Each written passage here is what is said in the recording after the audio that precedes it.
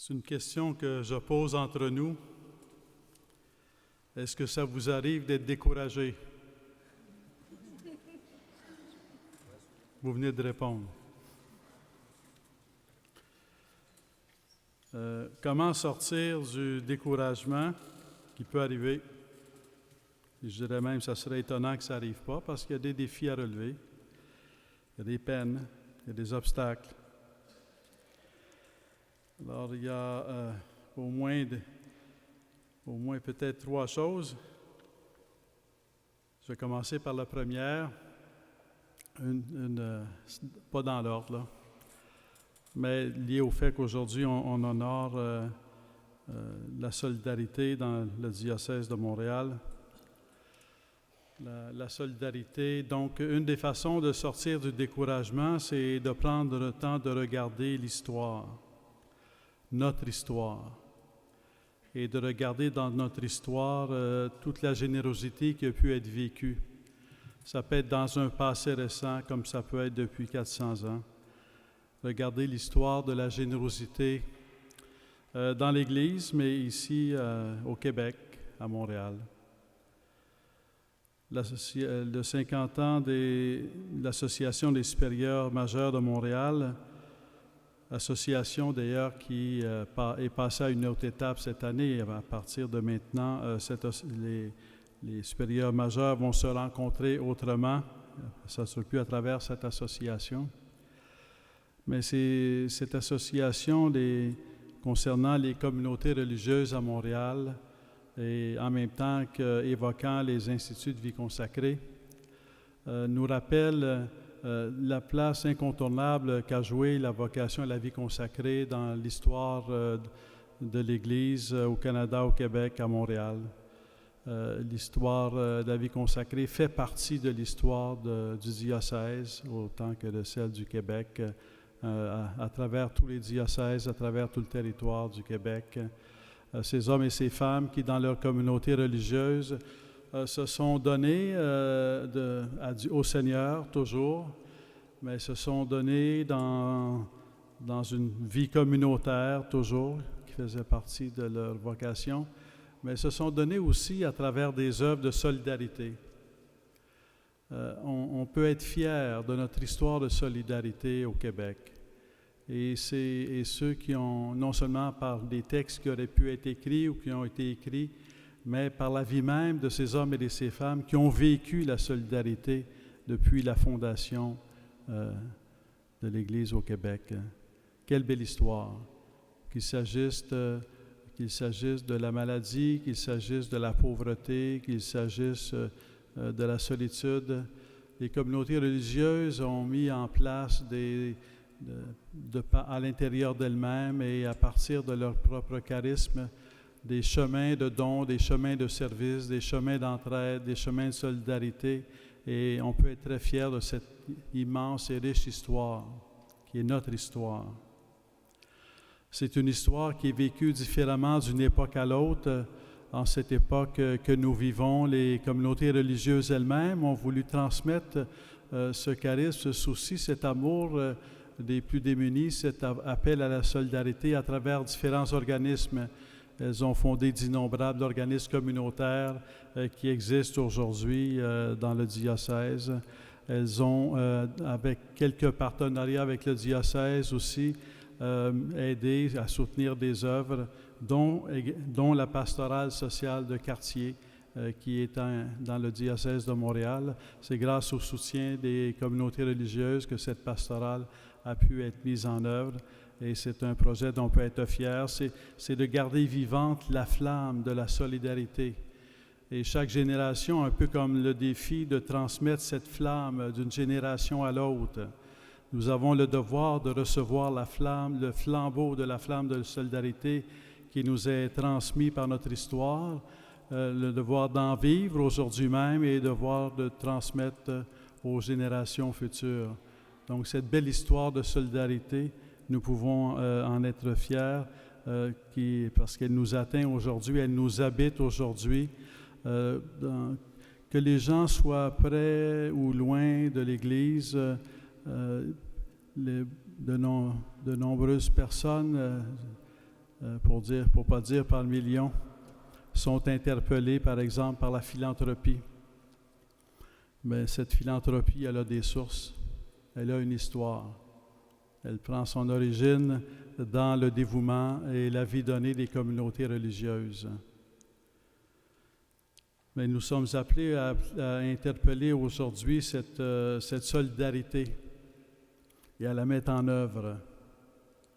Une des façons de surmonter le découragement, c'est de fréquenter, de découvrir la beauté qui a été vécue, la générosité qui a été vécue dans notre histoire, d'être fiers de cet héritage, mais aussi de prendre conscience qu'on est en train de le vivre aujourd'hui, ce message de solidarité, qu'on est en train de s'y donner et que même on est appelé c'est comme une tâche à accomplir. Des fois, quand on est découragé, des fois, on ne sait pas trop par quel bout commencer, par où aller. Quand on met dans nos priorités la solidarité, on ne se trompe pas. On peut avoir des moments de découragement, mais dans la solidarité, ce n'est pas le temps de faiblir. Toujours tenir bon dans la solidarité, je dirais. Et c'est un appel, comme l'on sait, qui vient de Jésus lui-même. Ce que vous avez fait à l'un des plus petits d'entre les miens, c'est à moi que vous l'avez fait. Alors, à chaque fois qu'il y a une souffrance, qu'elle soit proche de nous ou loin de nous, cette souffrance nous interpelle, vient nous mettre en œuvre. Il y a 1000 façons de répondre à la souffrance et à la limite, quand on se confie entre les mains du Seigneur, Dieu sait quels sont les chemins les plus féconds pour vivre la solidarité et transmettre ce flambeau de l'amour du pauvre. Au sens strict, il y en a un seul qui aime les pauvres, au sens strict. C'est Jésus-Christ. C'est Jésus-Christ qui a amené l'amour du pauvre sur la terre.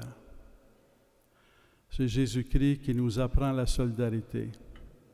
On parle de l'histoire de Dieu dans l'Église, ici même, en cette terre, mais on peut regarder toute l'histoire du monde depuis 2000 ans, l'histoire de l'Église. De génération en génération, Jésus-Christ a inspiré des hommes et des femmes à vivre cette générosité parce que c'est un souffle qui vient de Jésus-Christ lui-même qui donne son esprit pour nous appeler à la solidarité. Nous pouvons être fiers, je dirais, de croire en Jésus-Christ. De croire en Jésus-Christ et nous pouvons être fiers de l'amour du pauvre que Jésus-Christ nous apporte dans l'histoire. Le pauvre, ce n'est pas celui qui est inutile. Le pauvre, ce n'est pas celui qui dérange. Le pauvre, ce n'est pas celui qui est de trop. Le pauvre, ce n'est pas celui qui a échoué, puis c'est de sa faute. Non, le pauvre est créé à l'image de Dieu, aimé de Dieu. Et Jésus-Christ nous appelle à entrer en solidarité. J'irai même plus loin. Le pauvre, c'est celui qui nous sauve. C'est celui qui nous sauve parce que c'est celui qui nous appelle à sortir de notre zone de confort. C'est celui qui nous appelle à sortir de nous-mêmes. C'est celui qui nous appelle à voir notre vie et tous les dons que nous pouvons avoir, non pas dans le sens de profiter de la vie. Le but, ce n'est pas de profiter de la vie. Le but, c'est d'aimer. Nous avons la vie pour aimer, nous n'avons pas la vie pour profiter de la vie. Il y aurait ceux qui peuvent en profiter, qui ont les moyens d'en profiter, et ceux qui n'auraient pas les moyens d'en profiter. Nous pouvons être fiers de Jésus-Christ, de son amour du pauvre, et être fiers que cet appel à la solidarité retentisse à travers toute l'histoire de l'Église et vienne nous toucher dans notre cœur aujourd'hui. Différentes façons aujourd'hui de vouloir se faire proche du pauvre, que ce soit en référence à Jésus-Christ ou dans une référence plus humanitaire, plus horizontale, quelque part, ça vient de Jésus-Christ. S'il n'y avait pas eu Jésus-Christ, il n'y aurait pas d'amour du pauvre.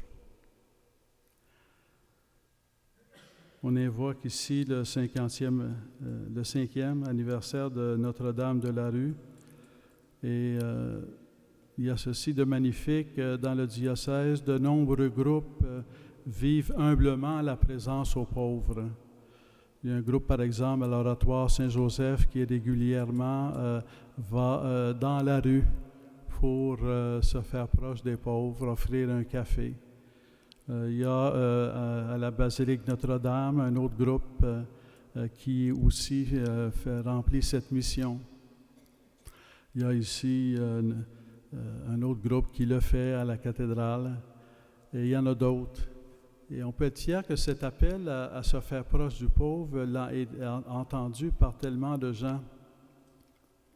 Et quand je parle, j'ai eu l'occasion moi-même de participer à des activités de ces formes de présence. Ce sont des formes de présence qui se veulent très humbles, dans le sens, quelque part, on n'a pas de bureau, on n'a rien, mais on vient là pour être présent auprès du pauvre, ou plus démuni, ou de l'itinérant, pour le regarder avec dignité, lui transmettre le regard de Jésus-Christ. Et nous pouvons être fiers de la générosité que Dieu met dans les cœurs pour que des gens s'engagent sur ce chemin, donnent du temps sur ce chemin. Dans ce chemin de solidarité, qu'il s'agisse de la pastorale sociale dans le diocèse, qu'il s'agisse de formes de présence dans la rue pour toucher les itinérants, il y a quelque chose de magnifique aussi qui est en train de se dérouler, c'est le bénévolat. Des bénévoles qui participent par générosité à ces petites organisations et qui se rendent présents aux plus démunis. Et ce qui est assez extraordinaire, c'est que ça devient aussi des chemins de conversion, tant pour les gens qui s'y ont engagés par métier que pour les bénévoles, ça devient des chemins de conversion.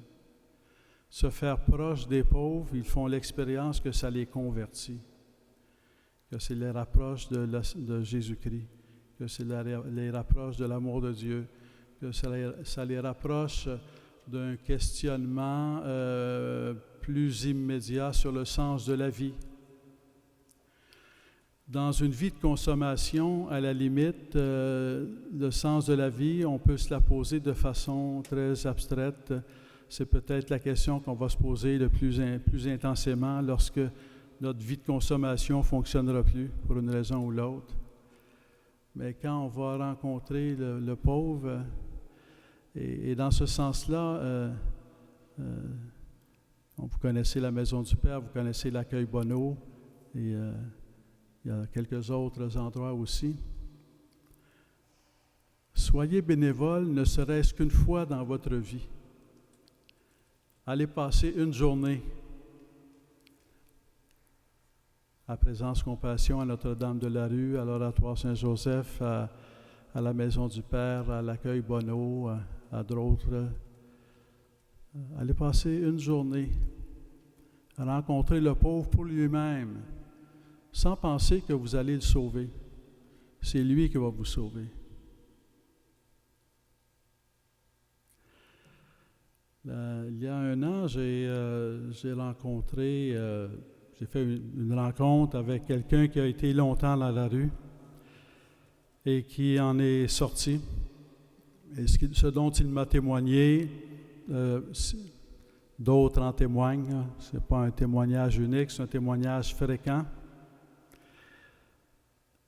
À un moment donné, il parlait de son cheminement à travers la drogue, de son cheminement à travers la misère, la pauvreté, du fait qu'à un moment donné, il a rencontré des gens qui l'ont regardé gratuitement et qui finalement, quelqu'un qui dit, grâce à ces rencontres, j'ai pu commencer à sortir du pétrin dans lequel je m'étais enlisé. De fil en aiguille, il a découvert Dieu. De fil en aiguille, il a découvert Jésus-Christ. De fil en aiguille, il a prié. Il priait avant, sans savoir qu'il priait, mais là, il a appris à prier. Et puis il m'a dit à un moment donné, d'une façon tellement sentie, tellement profonde, tellement authentique, tellement vraie, que c'est devenu pourquoi une leçon de vie. il m'a dit, sans Dieu, en tenant compte de tout l'humain qui avait pu l'aider, sans Dieu, il n'aurait jamais pu s'en sortir. Et ça m'a amené à faire la réflexion de qu'est-ce que ça peut vouloir dire quand on dit, ou quand on pense, quand on expérimente que le pauvre nous sauve. C'est que le pauvre, c'est, disons, la réflexion que je me suis faite après l'avoir rencontré. Le pauvre sait au plus profond de son âme que seul Dieu peut sauver, qu'il n'y a qu'un seul sauveur. Dans une vie de consommation, dans une vie où on ne manque pas de l'essentiel, ça prend plus de temps à apprendre que sans Dieu, on n'est rien, qu'il n'y a qu'un seul sauveur. Et quelque part, pour ma part, en tout cas, c'est une leçon que j'ai tirée de cette rencontre. Le pauvre sait que sans Dieu, il n'y a qu'un seul sauveur, c'est Jésus-Christ. Le pauvre sait que sans Dieu, il n'est rien. Il a essayé tant de fois, par ses propres forces, de s'en sortir. Il n'y arrivait pas. C'est le jour où il a dit à Dieu, « Seigneur, sans toi, j'y arriverai jamais », qu'il a pu surmonter son défi, ses problèmes, ses dépendances, sa solitude, ses peurs. Mais en même temps, je l'ai vu comme on peut le voir, et j'ai vu pour ma part, en tout cas, comme une leçon pour moi-même. Dès maintenant, savoir que sans Dieu, je ne suis rien. Dès maintenant, savoir que Dieu seul sauve. Dans la première lecture, la parole de Dieu va dire ne crains pas. Ne crains pas. Pourquoi? Il ne dit pas ne crains pas, les choses vont finir par aller bien.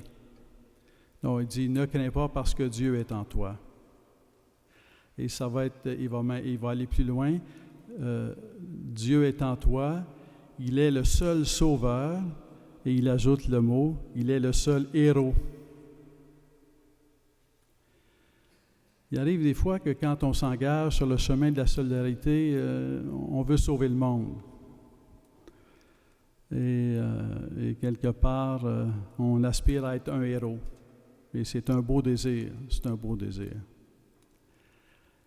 Mais en même temps, l'expérience de nos propres fragilités nous amène à nous appuyer, à reconnaître davantage non seulement la présence de Jésus-Christ dans notre vie, mais qu'il est le seul sauveur, qu'il est le seul héros, et que ce n'est qu'en s'appuyant sur lui qu'on peut contribuer à son œuvre de solidarité, à son œuvre de salut, à son œuvre de paix, à son œuvre de réconfort.